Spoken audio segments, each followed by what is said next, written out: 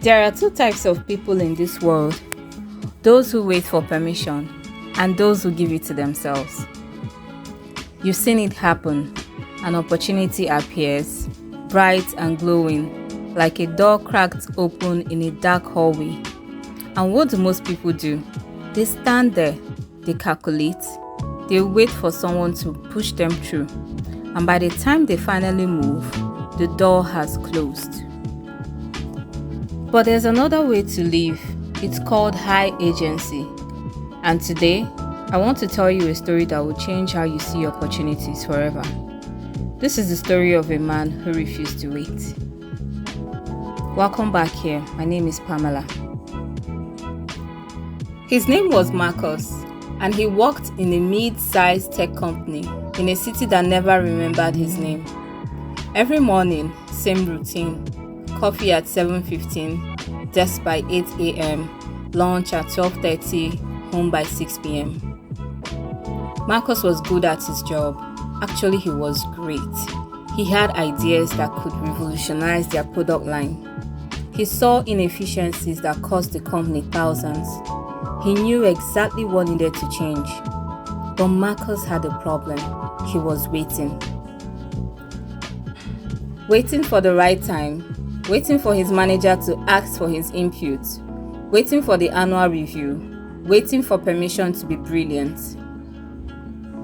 One Tuesday, everything changed. The CEO sent a company-wide email. We're looking for innovative ideas to take us into the next quarter. Submit your proposals by Friday. Marcus read that email 7 times. This was it. This was his moment. The door had opened. But then the voices started. What if they think he's stupid? You're not senior enough for this. Maybe wait until you have more experience. Someone else probably has better ideas. By Wednesday, Marcus had written nothing. By Thursday, he'd convinced himself he wasn't worth it. By Friday morning, he had a complete proposal sitting in his drafts folder and his finger hovering over the delete button. This is what I call the agency gap. It's that space between seeing an opportunity and seizing it. For most people, that gap is filled with fear, hesitation, and waiting for external validation. High agency people, they close that gap in seconds. Friday, 4:47 p.m., 13 minutes before the deadline, Marcus sat there, cursor blinking, ready to delete months of brilliant work. Then his phone rang. It was his grandmother. She was 84, still ran her own business, still woke up at 5 a.m. to open her bakery. Marcus, baby, how's work? Fine, Grandma, just thinking about something. Thinking or doing? That question hit him like cold water. His grandmother never waited for anything. When she wanted to start a bakery at 50, she didn't ask permission. She didn't wait for the perfect moment. She just started. What's the difference, Grandma? He asked. This thinking is what you do when you are scared. Doing is what you do when you are alive. Marcus hung up, looked at his proposal, and something shifted. He realized he'd been operating under a false assumption his entire life. That someone else would give him permission to be excellent. That someone else would recognize his potential and invite him to shine. But that's not how the world works. The world doesn't reward people who wait. It rewards people who move. At 4:52 p.m., Marcus hit send. Let me pause the story here and explain what just happened. High agency isn't about being reckless or impulsive. It's about understanding a fundamental truth. You are the author of your own story. High agency people believe in their ability to influence outcomes. They see obstacles as puzzles, not walls. When they see a closed door, They don't wait for someone to open it. They pick the lock, find the window, or build their own entrance. Low agency people wait for circumstances to change. High agency people change the circumstances. Monday morning, Marcus arrived at work expecting nothing.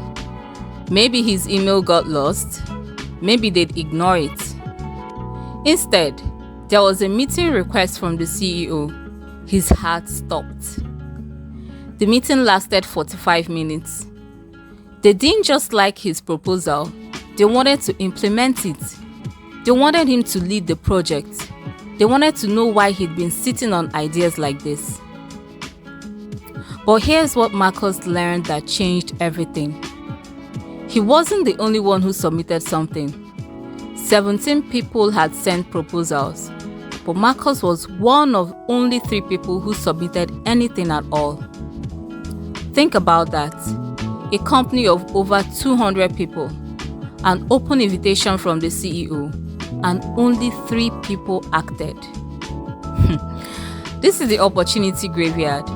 It's filled with brilliant ideas that were never submitted, books that were never written, businesses that were never started, conversations that were never had, all because people were waiting. Waiting for more experience, waiting for more time, waiting for less fear, waiting for permission. But here's what Marcus discovered.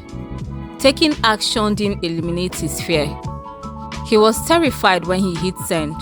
He was terrified in the CEO's office. He's still terrified now as he leads the project.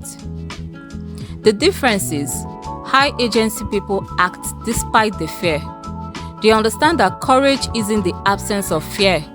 It's the decision that something else matters more.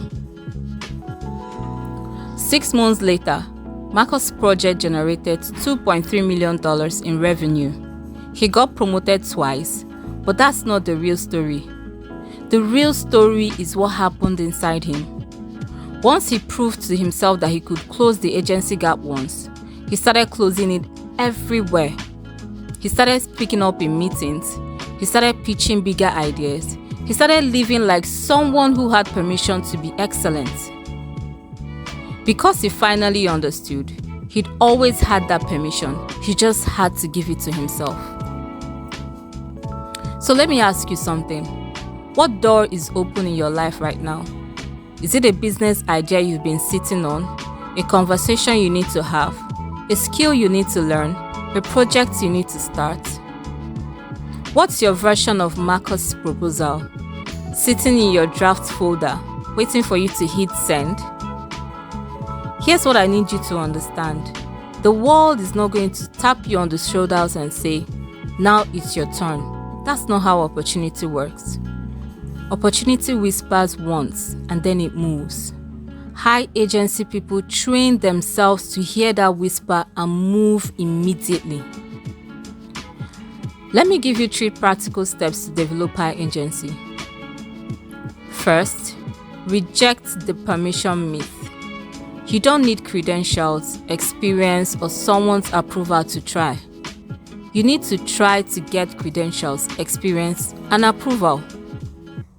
Second, make the next decision quickly. High agency isn't about having all the answers. It's about taking the next step before you're ready. Progress happens in motion, not in meditation. Third, separate action from outcome. You can't control results. You can only control your response. High agency people focus on what they can influence and let go of the rest. Here's my challenge to you.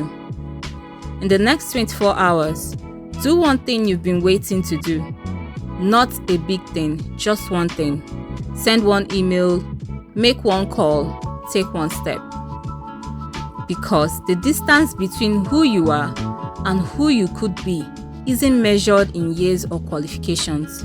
It's measured in decisions, and decisions are made in seconds. Final thought.